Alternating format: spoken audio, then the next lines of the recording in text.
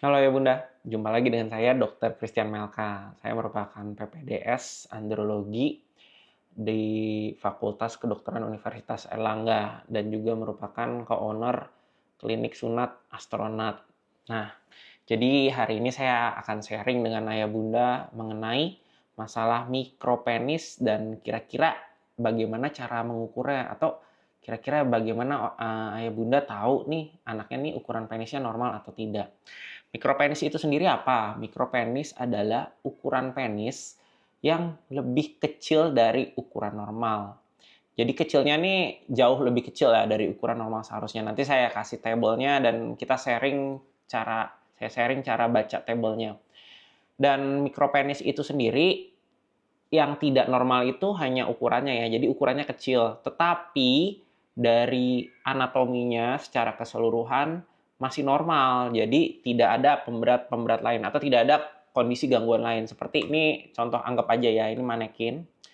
Jadi lubang kencingnya tetap di tengah, di kepala penis, tidak ada di batang ataupun tidak ada di pangkal testis. Nah, dan juga ukuran penisnya kecil, cuman dia masih ada kayak preputiumnya masih nutup sampai depan dan testisnya juga lengkap dua-duanya. Jadi benar-benar tidak ada gangguan lainnya selain ukurannya yang kecil. Itu definisi mikropenis. Mikropenis ini juga merupakan salah satu penyebab ya. Kadang-kadang seperti yang saya sebut di video sebelumnya, ketika ayah bunda datang membawa anaknya untuk tindakan sunat atau sirkumsisi, ditolak di rumah sunatnya karena biasanya dibilang penisnya terlalu kecil. Sebenarnya mikropenis sendiri bukan merupakan kontraindikasi absolut ya, karena pada beberapa tempat bila memang dokternya terampil bisa melakukan tindakan sirkumsisi pada pasien mikropenis.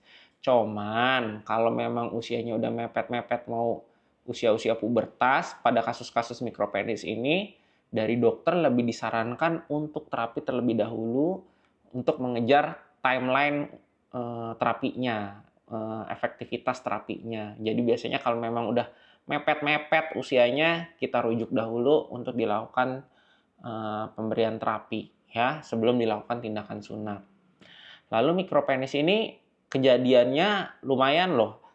Untuk penelitian terakhir kira-kira kejadiannya 1:100 anak laki-laki yang baru lahir ya. Biasanya kalau di luar negeri, kalau didapati memang ukurannya udah lebih kecil, bisa dilakukan pemeriksaan genetik secara langsung. Cuman untuk di Indonesia sendiri tidak diwajibkan ya untuk dilakukan pemeriksaan genetik langsung ketika dilihat ukuran penisnya lebih kecil. Lalu selain itu mikropenis penyebabnya itu ada beberapa. Kalau pada bayi, yang didapati pada bayi biasanya karena gangguan hormon. Jadi janinnya itu tidak memproduksi hormon testosteron atau hormon androgen yang cukup untuk perkembangan penisnya sendiri.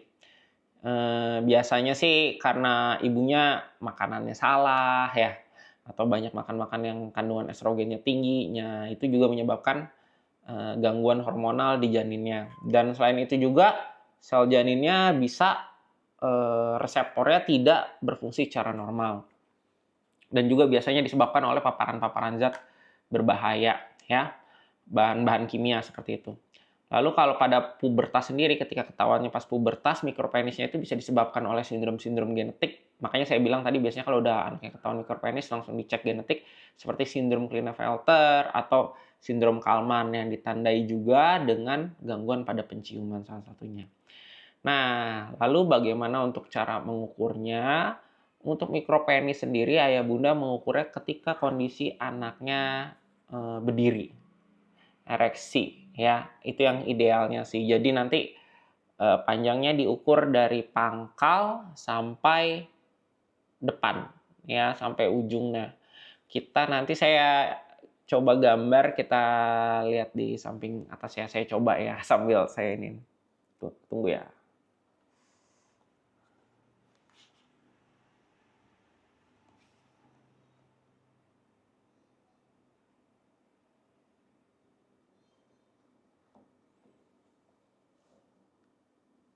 Oke ayah bunda, ini ukuran penis rata-rata Asia ya, kita coba ya, saya cek ya. Nah, jadi di sini untuk membacanya, ini saya usahakan sejelas mungkin ya. Kalau nanti ada pertanyaan, boleh di kolom komen. Saya sambil lihat ke layar ya. Jadi, ini kita lihat pertama umurnya nih, umur anak ayah bunda berapa? 0 sampai 12 tahun. Nah, untuk 0 sampai 12 tahun, untuk ukuran Asia itu di sini udah ditulis. Untuk normalnya, ini dalam milimeter ya, dalam milimeter, maaf. Milimeter. Jadi kalau mau ke senti tinggal dibagi 10. Jadi 2,28 mm atau 2,8 cm sampai 38 mm atau 3,8 cm itu adalah ukuran normalnya untuk bayi 0 sampai 12 bulan. Lalu kapan mesti waspada, Dok? Bila ukurannya di bawah 20 mili atau 2 cm ya. Nah, bila ukurannya di bawah 2,8 cm yang small penis bahaya nggak, Dok? Kalau kita di andrologi sebenarnya tidak ada masalah ya, dan tidak mesti diterapi. Cuman ya saran kita sih lebih baik tetap dipantau apabila ukurannya berada di ukuran small penis. Nah, lalu untuk ukuran setelah-setelahnya gimana, Dok? Nah, jadi untuk usia 3 tahun nih kita ambil contoh ya, 3 tahun. Ukuran normalnya berapa? Ukuran normalnya adalah 3,8 cm sampai 4,9 cm. Ini adalah dalam batas normal. Rata-ratanya untuk orang Asia adalah 4,3 cm. Lalu apa ya yang mesti diperhatikan, Dok? Pada ukuran berapa yang mesti diperhatiin, Dok? Nah, jadi untuk ukuran berapa? Jadi ketika ukurannya orang ayah bunda curiga di bawah 2,8 cm, segera dibawa ke dokter andrologi untuk dievaluasi apakah memang perlu diberikan terapi atau masih dipantau saja atau memang ada gangguan-gangguan lain gitu ya. Bisa dari sentral ataupun dari produksi testosteronnya. Jadi itu ya yang diperhatiin. Lalu di sini kan satu lagi ya. Di sini kita lihat untuk umur 13 tahun berapa, Dok? Untuk umur 13 tahun ukuran normalnya 6,6 cm sampai 9,3 ya, 9,3 cm. Tapi untuk ukuran rata-ratanya cukup sampai 8 cm. Jadi kalau memang anaknya sudah 8 cm ya ayah bundanya tidak perlu khawatir karena memang segitu ukuran rata-rata untuk Asia. Cuman kalau ukuran penisnya di bawah 4,5 cm, nah ayah bundanya segera dibawa ke dokter. Kenapa? Karena terapinya mikropenis itu efektif usia 3 sampai 8 tahun atau masih bisa sih sampai 12 tahun. Jadi pengobatannya masih jauh lebih efektif dibanding nanti udah lewat usia pubertas ya. Lalu, Dok, untuk usia 14 tahun, 15 tahun, 16 tahun, 17 tahun, nah bagaimana, Dok? Nah, untuk ukuran 14, 15, 16 itu kan udah mau hampir lewat usia pubertas, maka pertumbuhan penis masih tumbuh, namun tidak terlalu signifikan. Jadi biasanya kita pakai saja ukuran yang anak 13, jadi rata-ratanya tetap 8 cm ya. Jadi patokannya sih 66 mili sampai 93 mili itu udah normal untuk ukuran rata-rata dewasa. Biasanya 10 juga udah oke. Cuman kita karena sesuai tabel kita pakai 8 cm ya. Sebenarnya 6,6 juga masih masuk normal kok, nggak usah terlalu khawatir. Itu aja. Lalu apa yang masih diperhatikan sih, Dok, pada pasien-pasien mikropenis ini? Nah, pada beberapa kasus anak-anaknya itu sering jadi minder. Jadi kadang-kadang kan anak kecil ayah ibunya udah tahu ya, kadang iseng suka membandingkan. Jadi kadang-kadang ketika melihat temennya kok begini, jadi orang tuanya mesti kasih pengertian. Kalau itu tuh masih dalam batas normal. Lalu gimana, Dok, cara ngukurnya yang angka-angka tadi? Kita lanjut ya. Nah, untuk cara mengukurnya, kita ukur pada kondisi ereksi ya, tidak pada kondisi turun atau flaccid ya. Jadi kita ukur pada kondisi ereksi. Nah, jadi cara mengukurnya dari pangkal penis ini agak sedikit ditekan karena batangnya kita mesti temukan ya. Nah, dari sini sampai ujung sini ditarik. Nah, ini milimeternya. Oke. Oh iya, saya coba nanti saya tunjukin pakai manekin ya cara ngitungnya. Jadi kita hitung dari ujungnya sampai pangkal. Pas ketika berdiri penisnya. Bisa juga sebenarnya diperiksa ketika flaccid. Oke? Tapi mesti ditarik. Jadi kadang anaknya terasa lebih tidak nyaman ya kalau pas lagi turun ditarikin sampai maksimal itu nggak nyaman. Memang yang paling akurat itu ketika benar-benar ereksi full baru kita ukur. Biasanya sih pagi hari anak-anak ya untuk mengukur punya anak-anak. Jadi ya itu sih lebih baik pas ereksi, mau di pas turun juga nggak ada masalah. Oh sebentar nanti saya ambil manekinnya. Oke, kita lanjut. Jadi oke, saya udah ambil manekinnya. Nah, ini penisnya. Jadi diukur pas tadi ereksi ya, atau memang pas lagi turun gini, tapi kita tarik nih ujung kepalanya. Kita tarik, lalu pakai penggaris, kertas aja sih kalau memang itu, kalau pakai besi kan sakit. Nah, usahakan penggarisnya, yang kertas ini, nolnya tuh di ujungnya. Jadi jangan ada, kan ada yang penggaris masih ada sisa berapa mili di depan sebelum angka 0 pertama. Nah, kalau ini usahakan dimodifikasi yang penggaris-penggaris kertas seperti ini sepertinya banyak ya. Dimodifikasi nolnya tuh di ujung, digunting aja dikit. Nah, jadi kita pas ukur seperti ini ya. Ininya ditempel. Nah, sampai maaf ya ayah bunda ya. Tempel.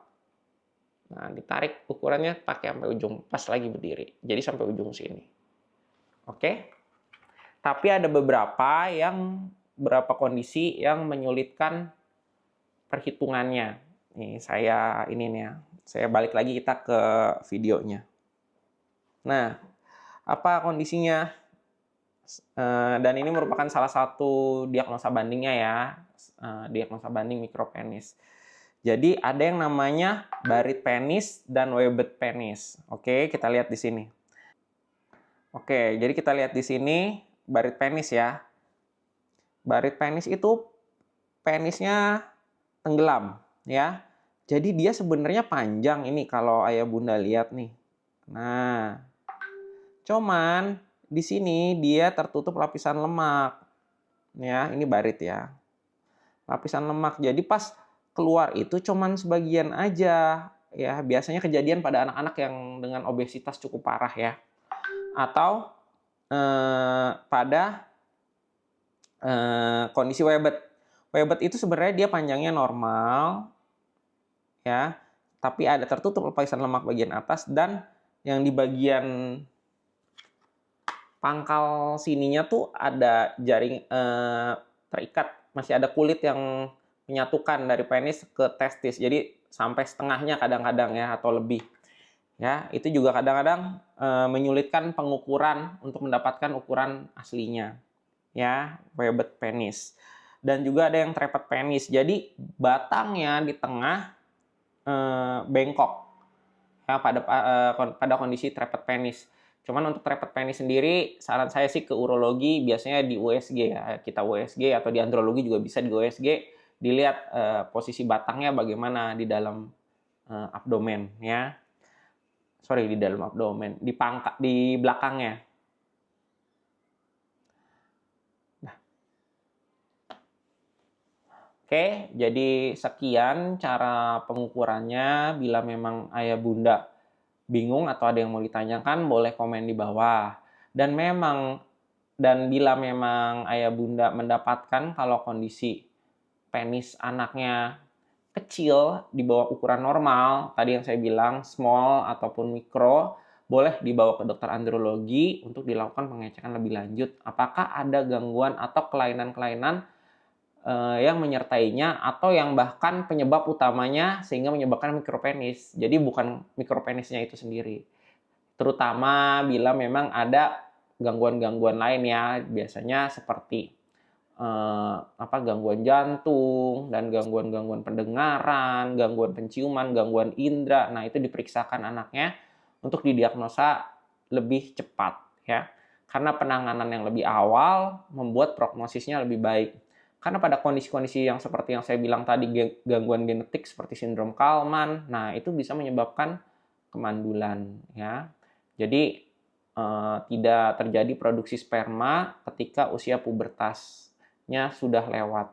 Itu saja kira-kira untuk saat video kali ini. Jadi ayah bunda tolong diperhatikan penis anak laki-lakinya sehingga bisa dilakukan penanganan lebih cepat. Karena pada beberapa kasus kadang-kadang saya dapetin pada pasien-pasien saya di poliandrologi, kadang anaknya udah ngomong pas kecil, cuman orang tuanya kurang sensitif lah ya, kurang aware sehingga ditunda untuk datang ke dokter karena menganggap mungkin nanti juga akan besar ketika dia udah remaja.